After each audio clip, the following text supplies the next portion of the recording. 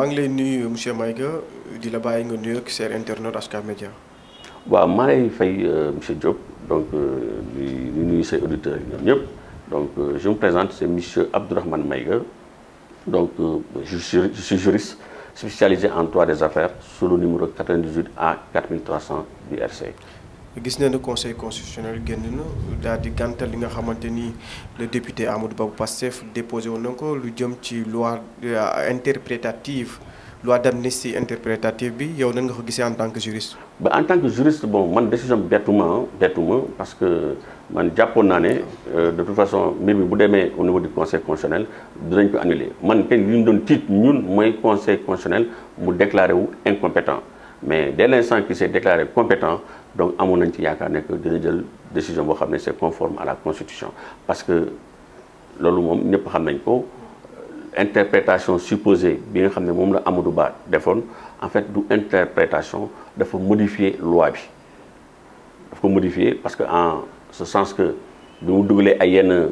dispositions yi ne les personnes yi nga xam ne qui peuvent évoquer des motivations politiques yaa ngi dégg ou bien qui peuvent évoquer l'exercice d'une liberté publique ou d'un droit démocratique ñoom ils bénéficient de la loi d'amnistie alors que loi originelle bi nga xam ne moom la waroon interpréter waxul loolu donc am na une interprétation erronée yaa ngi dégg une modification te loolu yoon da koy tere donc dès l'instant que on a constaté que dafa restreindre maanaam dafa wàññi champ d'application loi bi mu waroon interpréter donc déjà donc amoon nañu yaakaar ne que mbir mi bu demee conseil constitutionnel dinañ ko annuler purement et simplement parce que modification boobu mu def donc dafa am comme li ñuy wax dans un langage simple ku mu am ndey ku mu amul ndey donc am na ñoo xam ne dañu bénéficier wu ci loi d'amnistie bi am na ñeneen ñoo xam ne duñ ci bénéficier wu donc loolu déjà c'est un danger donc te loi dafa ne dafa war a général impersonnel et coercitif. kañ la ñuy war a interpréter une loi. xam nga interprétation de loi day fekk loi boo xam ne maanaam en général c'est dans la pratique sax bu ñu ko voté ba pare léegi juges yi nga xam ne ñoom ñoo war a maanaam atte ñoom parce que loi bi ñoom ils sont tenus qu'à l'autorité de la loi ñoom ñooy xool ñu ne ah loi bi de vraiment ñu koy appliquer ci terrain bi donte voté nañ ko mais dañu am ay jafe-jafe parce que loi juge moom mënut a jël dogal sans pour autant mu am un texte de loi mais su fekkee ne loi bi leerul yaa ngi dégg ou bien mu obscur wala mu am ay manquement wala dëppool ak jamono parce que nit jamono day dox yaa ngi dégg donc mu am ay problème d'adaptation ou bien d'applicabilité pour mu mën ko appliquer en ce moment loi boobu day def preuve d'interprétation ñoom mën a demander ñu interpréter ko te en général loolu conseil constitutionnel rek ñu am sañ-sañu interpréter une loi wa ilaa lu fekkee ne moom situation bu am na moom lu mën a def mooy mën na def appel à la jurisprudence wala à la doctrine yaa ngi dégg ak yu demee noonu parce que tout simplement donc maanaam infraction bi nga xam ne moom lañ ko soumettre te bu mu war ko àtte ci par rapport ak un texte de loi bi leerul te un juge bu ñu ko joxee décision mu àtte benn mbir il faut mu joxe décision mënul ne ah monsieur Diop man de dossier bi de wax dëgg yàlla mënuma ko àtte parce que loi bi ñu ma jox leerul loolu juge du ko def juge bu ñu ko joxee dossier ak nu mu mënta demee da ko war a àtte parce que bu ko defulee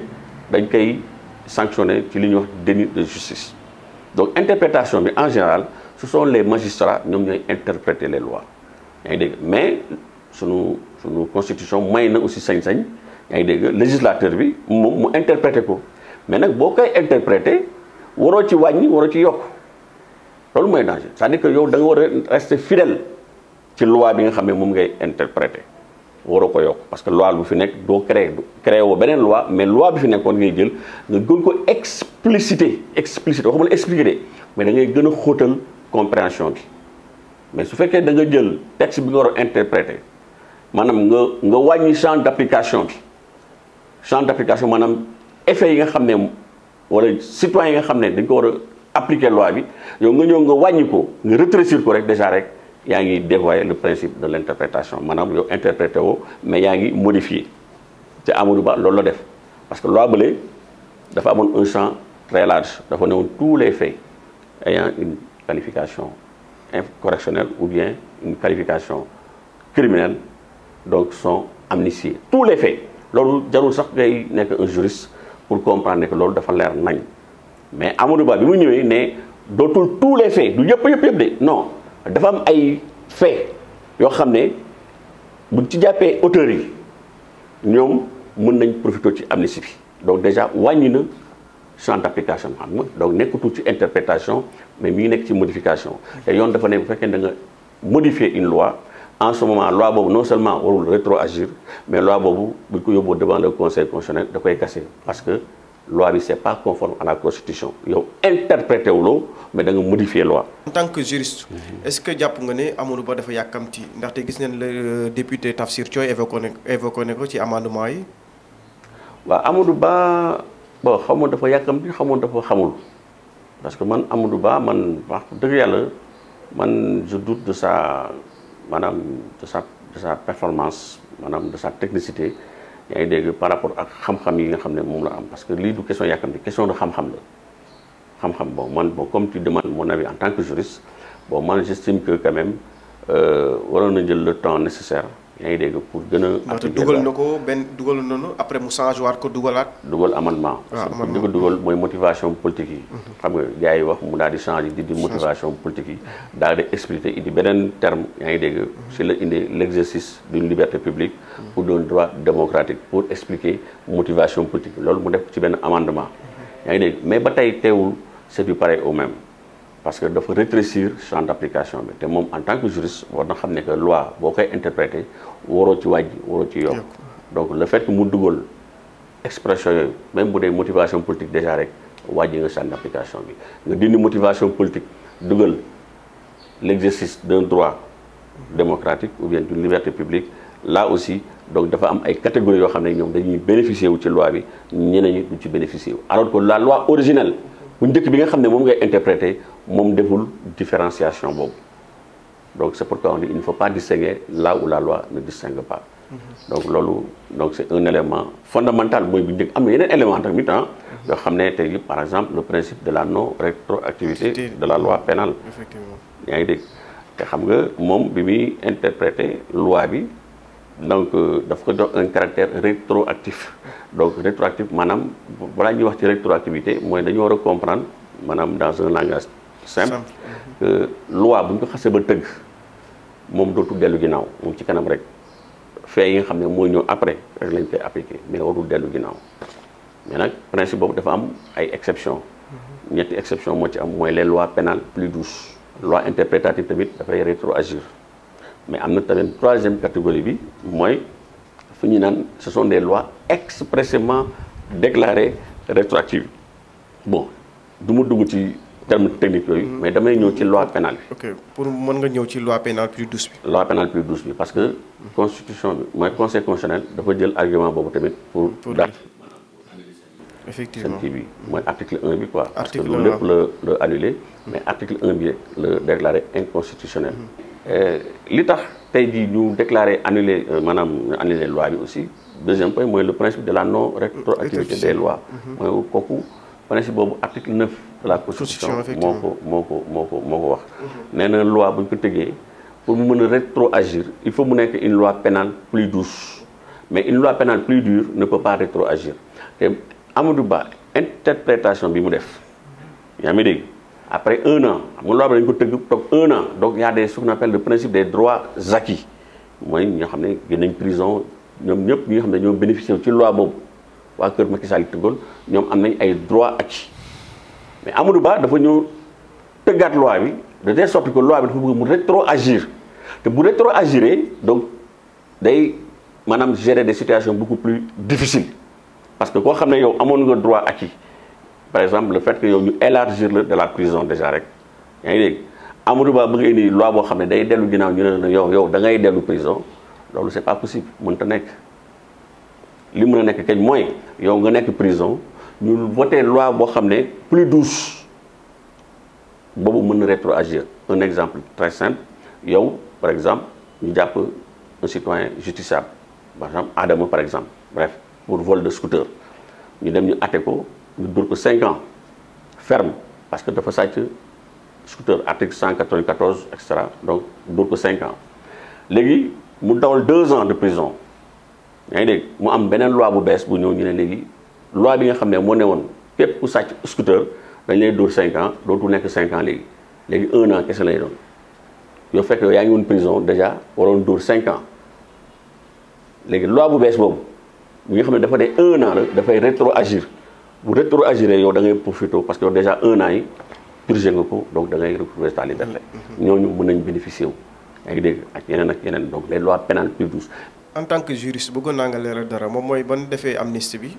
dañoo jàppoon ne moom ñu def crime de sang bi def assassinat yu ñu doon waxee yooyu ñooñu ils sont exclus mais tey ba conseil constitutionnel génnee daal di joxe verdict bi joxe décision bi gis nañ ne moom moo ñu def torture yooyu ñooñu tamit yoon da leen war a topp. mais naturellement xam nga loolu sax. même bu ñu xoolee ci loi wu Aïssata Tall Sall bi. mais boobu dañ ko doon appliqué mooy ñi nga xam ne ils sont coupables de torture. ou bien d'actes de barbarie genre barbarie voilà. assassinat inhumain comme ni ko. voilà yooyu yëpp. xam nga yooyu ay infraction xeetu infraction la yoo xam ne.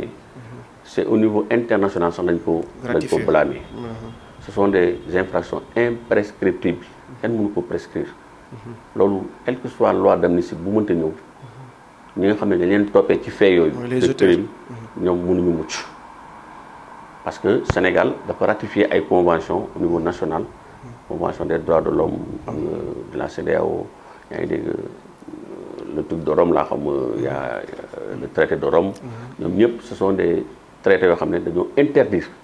xeetu infraction yooyu parce que pour remonter bakkan dafa fort donc muy torture muy crime xam nga muy génocide. xam nga ak yu demee noonu ay traitements dégradants yaa ngi dégg sur les hommes donc yooyu yëpp tey jii yow mënoo voter une loi nga ne dañuy amnistier ces auteurs là amul y a eu même des arrêts qui ont été rendus dans ce sens comme l'arrêt Bayna Mayna Sara au Niger moom dañ ko reyoon ci benn camp militaire c'était le président du Niger dañ ko reyee jamono boobu mu amoon ñu gars yi voté benn loi d'amnistie famille moom bi mu demee pour porter affaire bi devant les juridictions nigériennes ñoom ñu ne non mënuñu ko àtte parce que dafa am loi d'amnistie te dañ ko rey dañ ko boom moom ak garde corps am ñëpp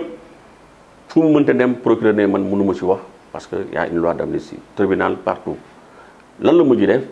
avec ses avocats dañoo jël affaire ñu porté ko au niveau de la CEDEAO ñu ko ñëwee au niveau de la CEDEAO daal di àtte mbir bi non seulement dañ ko jox raison parce que pour les faits parce que kooku dañ ko assassiné avec ses garde corps donc te Niger dafa ratifier convention boobu nga xam ne dafay interdire les cas de crime nga xam ne dañ ne même fekkete am na donc loi d'amnistie mënu ko effacer donc ñu jox ko raison demander à ce que juridiction nigérienne yi ñu àtte ko situer les responsabilités ba pare ñu jox ko ndàmpaay tamit mooy ndàmpaay boobu moo doon dégg keroog Amadou Ba di ko wax Assemblée nationale ne effectivement y avait 400 et quelques millions yoo xam ne dañ ko alloué woon à une famille c'est la famille Bayna Mayna Sara c'est pour dire lu tax may wax préciser ci kaw boobu c'est pour dire que ndàmpaay yaa ngi dégg maanaam indemnité tribunal kese moo am sañ-sañ du ko joxe moo koy ordonné mais gis nañ fi yaa ngi dégg ñuy joxe ay ndàmpaay avec l'argent du contribuable yoo xam ne loolu dëppoo ak yoon donc tribunal donc non seulement donc dina situer les responsabilités bu daan am dina la daan mais en même temps dina fixer le montant donc de la réparation mooy le préjudice bi nga xam ne moom nga subir comme ça ñu mën la ndàmpaay donc c'est pour en revenir à ce cas donc les crimes là yooyu yëpp même ci loi bu njëkk bi amutu woon c'est-à-dire que loolu peut-être que au Sénégal mënoo saisir nos juridictions parce que c'était amnistié mais au niveau international boo saisiroon CEDEAO dañ leen di jàpp te aussi ñi nga xam ne ils sont coupables de ces infractions te bu ñu génnoon dem bitim réew dañ leen di jàpp demoon donte Sénégal peut-être que parce que Aïssata Tall Sall moom ak ay ñoñom ak Macky Sall ñoom dañ doon jéem a protéger ñoom tamit ay yenn éléments yi yaa ngi def parce que ñoom ñoo nekkoon au pouvoir bu fekkee ne mënuñu leen atte fii pour ces faits mënoon nañ leen atte à l'extérieur te bu ñu génnoon Sénégal dem ci beneen dëkk yaa ngi dégg gars yi dañ leen di jàpp atte leen te ils seront jugés et condamnés malgré que loi bi am na fi mais par contre léegi conseil constitutionnel dafa gën a firndal mbir bi dafa jox compétence maanaam à nos juridictions suñu magistrats yi yaa ngi dégg pour ñu mën a atte ñi nga xam ne donc ils ont été coupables pour des faits de crime de torture ak de traitement dégradant ak yu demee noonu au lieu ngay dem bitim réew mais désormais fii sax boo saisir juridiction yi donc ñoom mën nañ ko atte parce que amnistie amatu fa léegi. kon en résumé mën nañ jàpp ne le conseil constitutionnel a rendu une décision de droit. Mais effectivement, le Conseil constitutionnel a fait ce qu'il fallait. C'est une décision de droit, une décision de sagesse, une décision conforme à la volonté populaire et une décision aussi historique. Historique, je pense que l'histoire retiendra, parce que la décision Bimoudjel, ça fera jurisprudence pendant des années et des années sur nos domaines, sur nos sorties, peut-être à l'université de Nkodiang. Donc c'est une décision vraiment historique qu'il faudra vraiment saluer. Les jaajëfal sa kàddu gu mujj. Bon sama kàddu gu mujj mooy di leen jaajëfal encore ci liggéey bi ngeen di def donc yéen tamit vraiment liggéey bu métti ngeen di def donc gis nañ situation yi ngeen di liggéey donc ñu ñaan vraiment c'est que ñu gën leen assister parce que article 8 de la Constitution moo garantir le principe de la liberté de la presse, la liberté d'expression. Donc vraiment ñu leen di encourager leen féliciter ci liggéey bi ngeen di def. HK Media juddu ngir joxe xibaar yu tegu ci yoon te amal njëriñ askan wi li ko tax a jóg mu moom boppam ci wàllum xibaar waaye itam di ko teg fu leer. HK Media di bërëb tasum xibaar bu yees li ko tax a jóg liggéeyal Sénégal réewum l'Afrique rawatina àdduna wërngal képp.